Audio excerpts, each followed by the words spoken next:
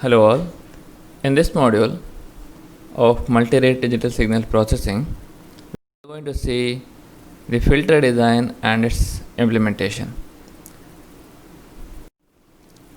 So we have seen decimation process and interpolation process.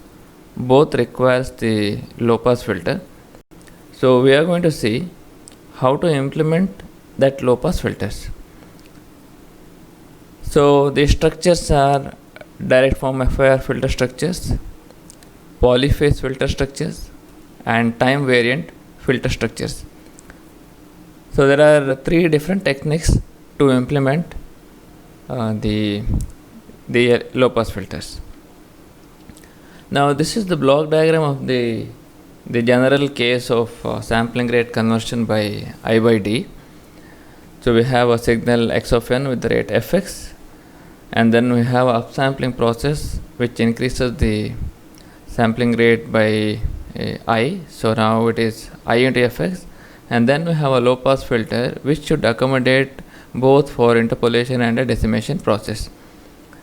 So finally the output y of m is converted into a rate I by D into fx.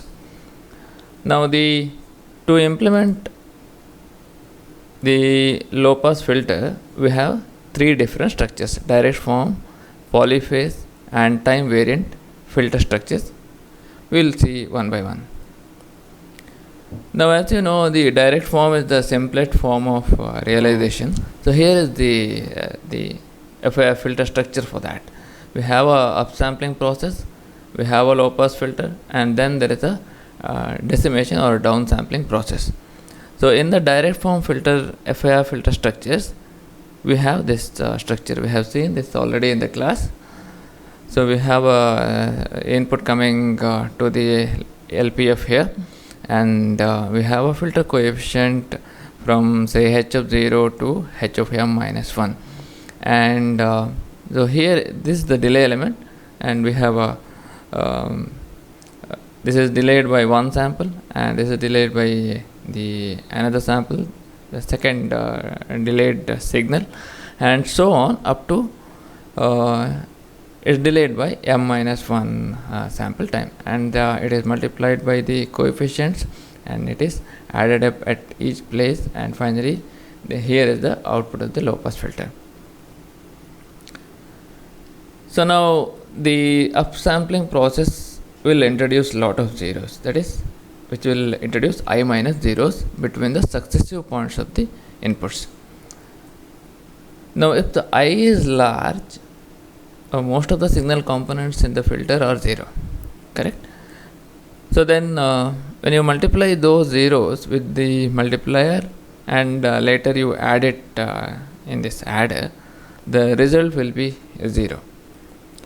So consequently most of the addition and multiplication results in 0.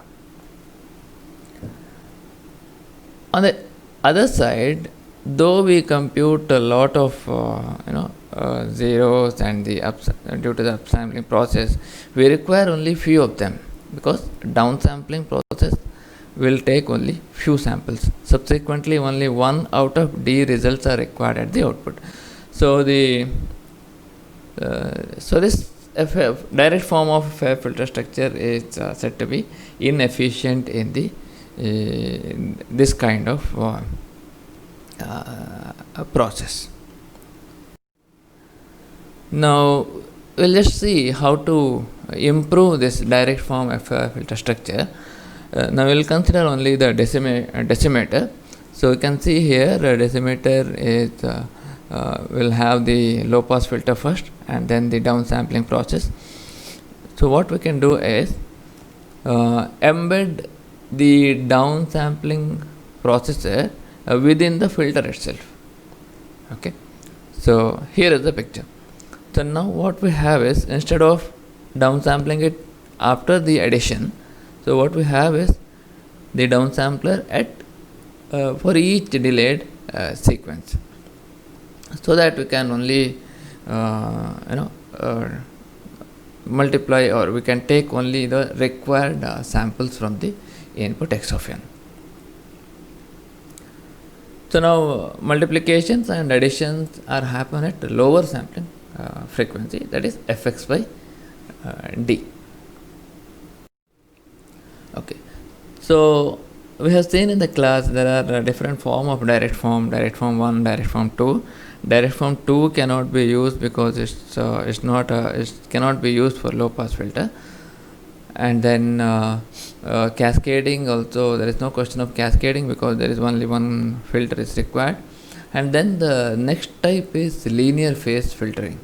Okay, you remember in the linear phase filter we can reduce the number of multipliers. So here are the number of multipliers. Earlier we need h of m minus 1 multipliers, but with the linear phase filtering or linear phase property, so we can reduce the number of the multipliers. So all the process will all the number of components like delay elements, the downsampling process will remain the same. Their numbers will remain same. Only the number of multipliers will be reduced. So here this is the x of n, and this delayed by one sample is x of n minus 1, x of n minus 2, x of n minus 3, so on up to x of m minus 1. And that x of m minus 1 is multiplied by h of m by 2 minus 1. And you delay that further, it becomes h of m by 2 minus 1 plus 1, or h of m by 2.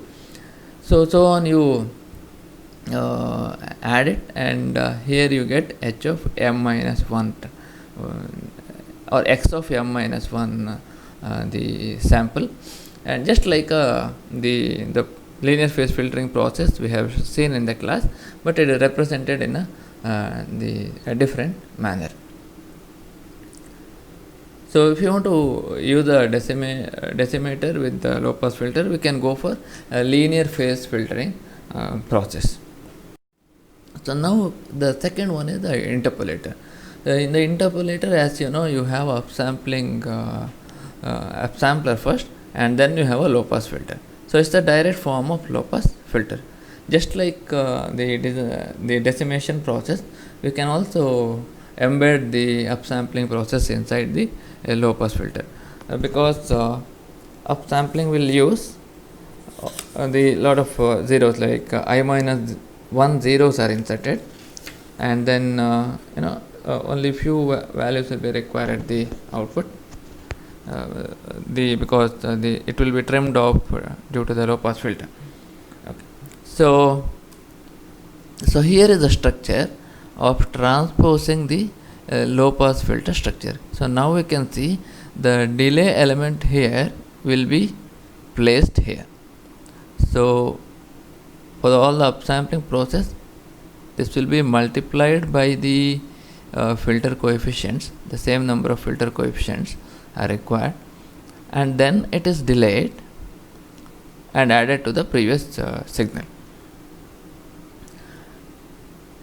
Here also there are a lot of unwanted multiplication will be done, because there are so many zeros will be introduced. So now we can embed the upsampling process inside the low pass filter. So here is the structure. So here what happens is all the filter multiplications are done at the lower rate fx. Okay, and then while this upsampling process introduces I minus 1 zeros. Okay, so in the each filter structure, this will introduce I minus 1 zeros, but the number of multiplication will be reduced in such cases.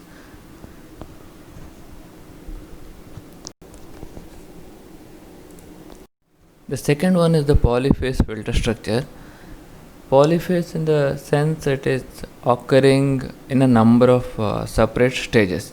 So here it is those number of separate stages will be run in parallel. Now we need to increase the efficiency of the FIR filter by reducing its length to a certain value.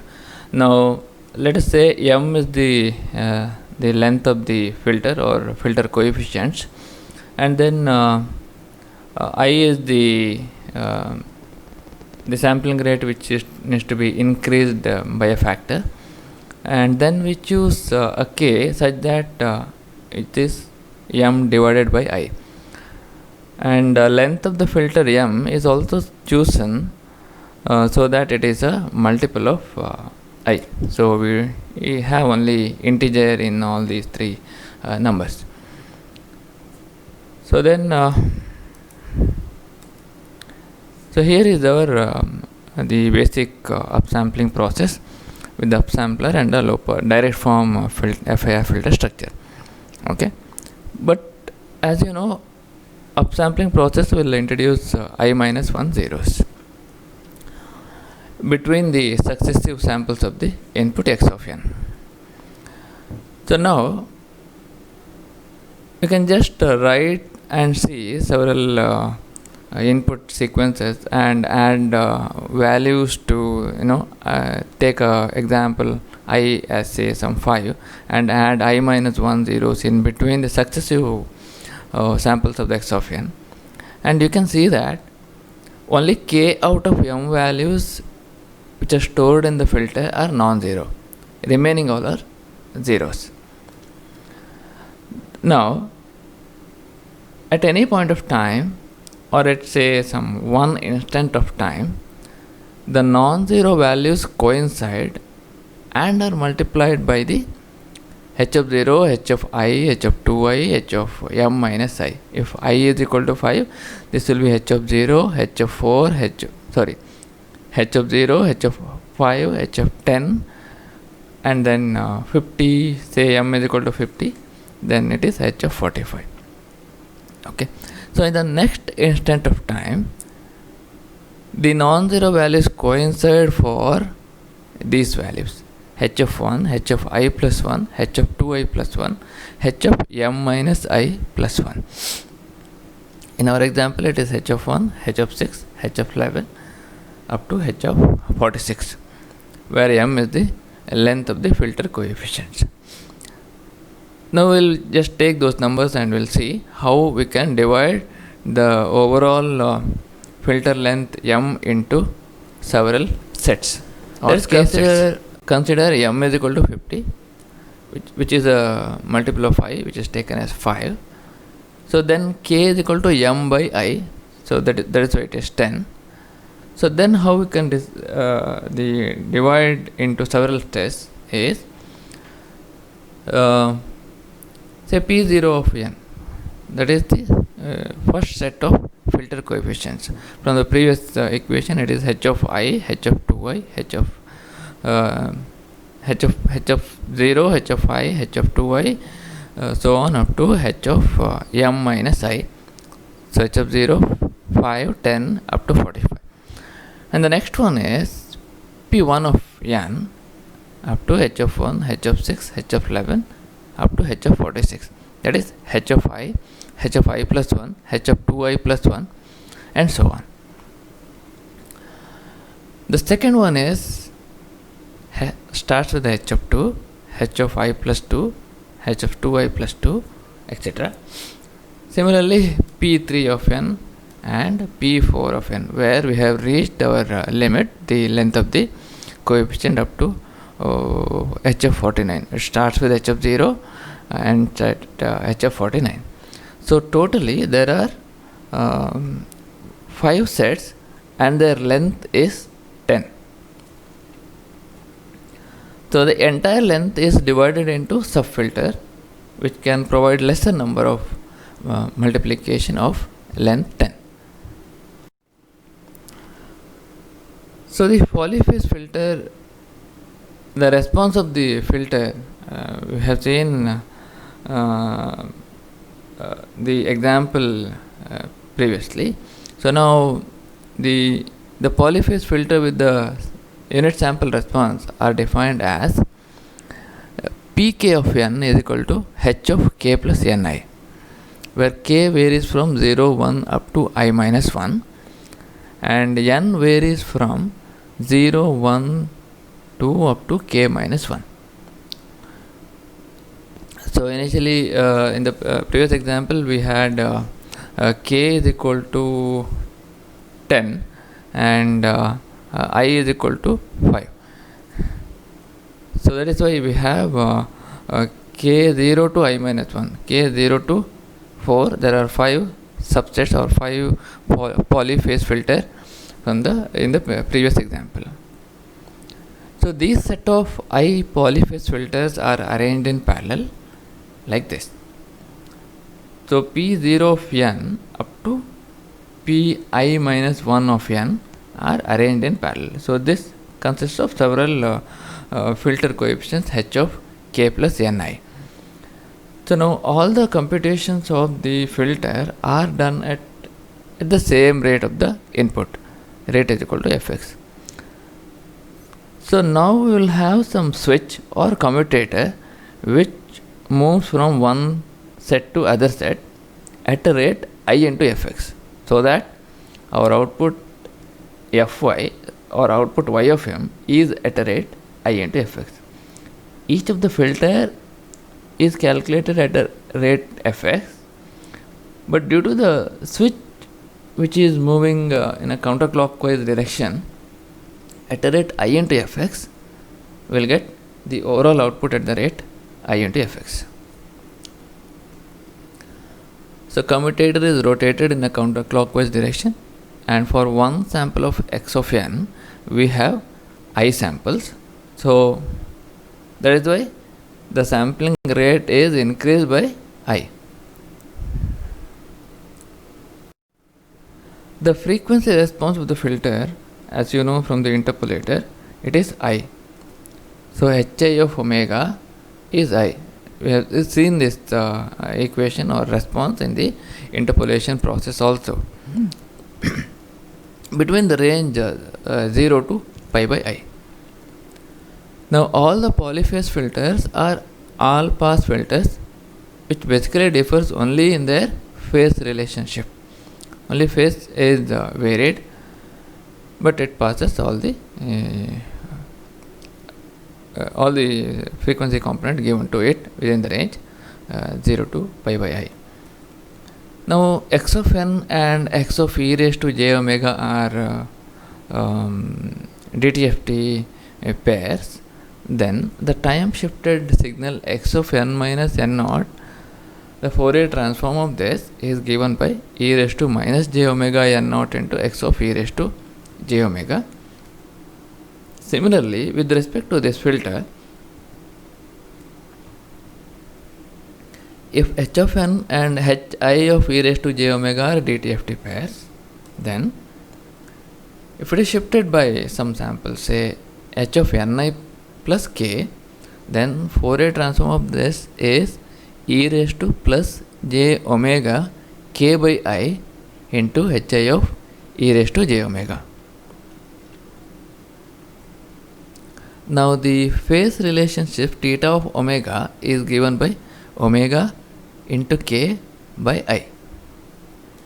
So that is why these polyphase filters are considered to be connected to a common delay line. So only there is a phase relationship.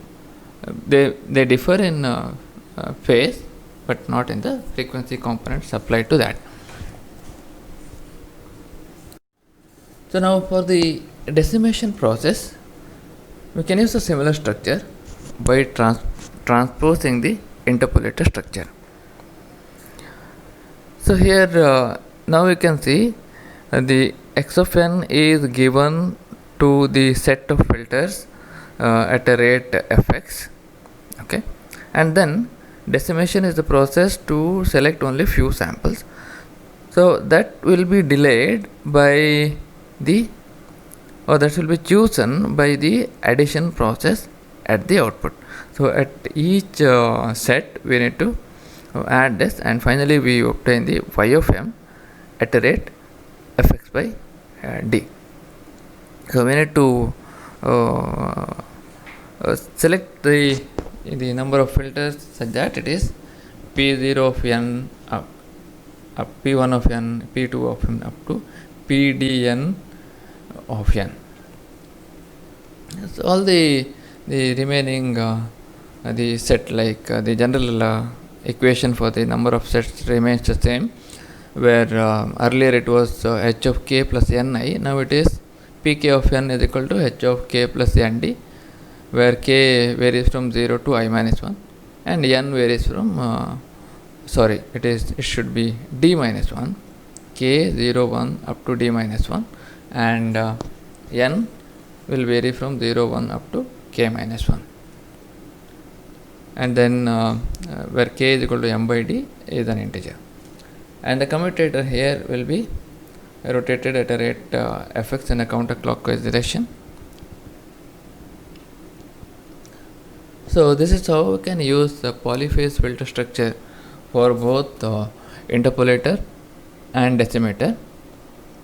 Basically it is the occurring in a number of stages in parallel, so that we can efficiently compute the the low pass filtering process. The time variant filter structure. So this is for basically when you want to convert this to a sampling rate by a factor I by d. Now the filter function and output are, we have seen in the earlier case, that is sampling rate conversion by a factor I by d. The filter response is g n comma m is equal to h of ni minus md modulo I, whereas the output function is summation 0 to k minus 1 g n comma m x of largest integer contained in md by I minus n. Let's call this equation 1, and so here also, like polyphase filter, we are having a different set of filters. Let us assume k is equal to m by I or m is equal to k into I, where k is the number of sets we have.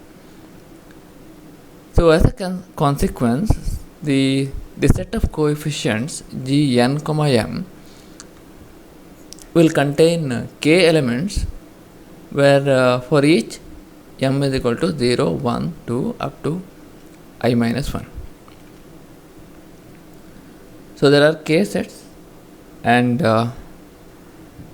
according to the equation 1 here, y of m is obtained by processing the blocks of data of length k by a set of k filter coefficients g n comma m for each n is equal to 0, 1, 2 up to k minus 1. So we have m is equal to 0, 1, 2 I minus 1, and we have n is equal to 0, 1, 2 up to k minus 1, and then there are k sets of filter. So there are I such coefficients, one set for each block of I output points. Okay, for each I output points we have I coefficients. So how about the input? For each block of I output points, corresponding block of D input points of x of n will exist. Okay. So at the outset we have D samples of the input, and then g n comma m, that is filter coefficients are I, and then k sets of filters. So there are two approaches to perform time variant filter structure. First one is block processing technique. So here is the block diagram of the block processing technique. So here we have the input x of n, and here we have the output y of m at the rate I by d into fx. Okay, now here is the coefficient g n comma m, what was seen earlier. Okay, so for here n will vary from 0, 1 up to k minus 1, and the m will vary from 0, 1, 2 up to I minus 1. So in order to provide these k values, we have initially input buffer of length d. Okay, we know that there are d input samples at any point of time, and then this is sent to a second buffer of length k. Okay, so where k is m by I. So now there is a corresponding input and also the corresponding filter coefficients. So the multiplications happen with the corresponding inputs and the filter coefficients. Of one with this, second one is this, third one is with this, and so on. So then they are summed together, and finally we get we have the another buffer of length I. So which will convert this into I by D. So now we will see this. A block of D input samples is buffered and shifted into the second buffer, one sample at a time. So each time when you do, the quantity largest integer contained in MD by I increases by 1. Okay. So now the output sample here, the samples from the second buffer are multiplied by the corresponding set of filter coefficient G n comma L, where this n varies from 0 to k minus 1 and is G n comma I, n varies from 0 to k minus 1 and I varies from 0 to I minus 1. So this computation produces I outputs. So altogether this computation produces I outputs.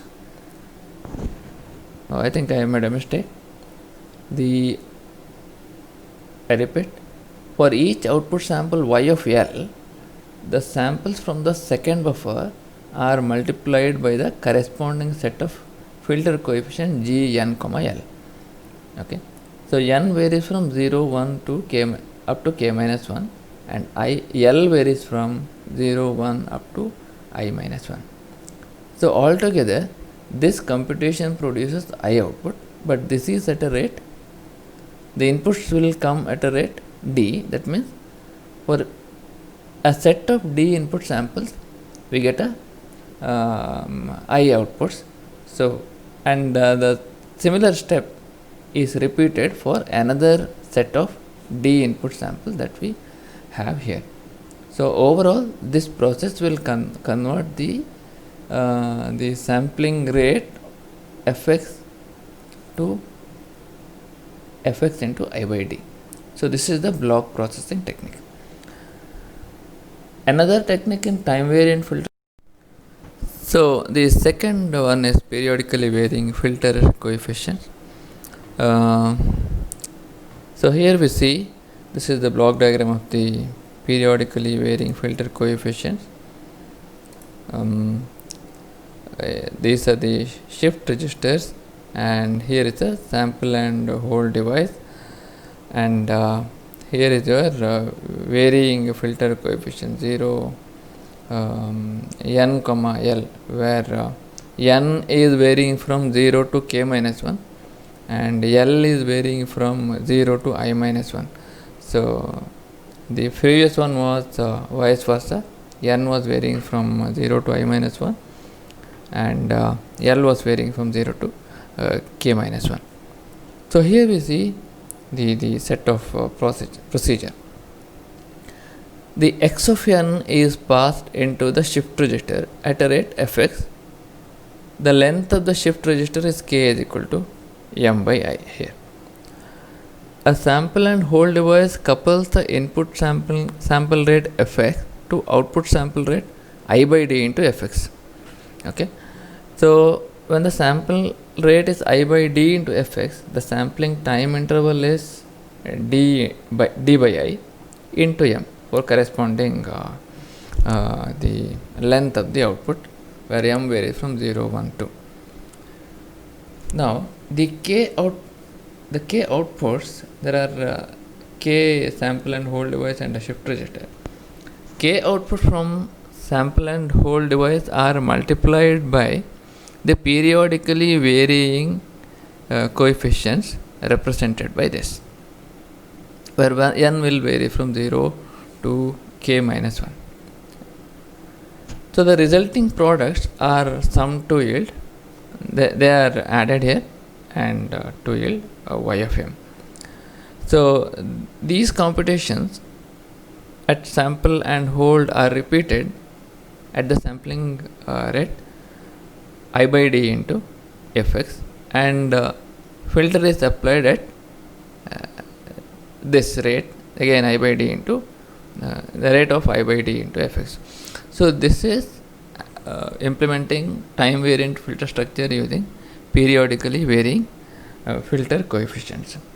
So in the next module we'll see applications of multi-rate signal processing. There are basically 4 different applications here. We'll see in the next module.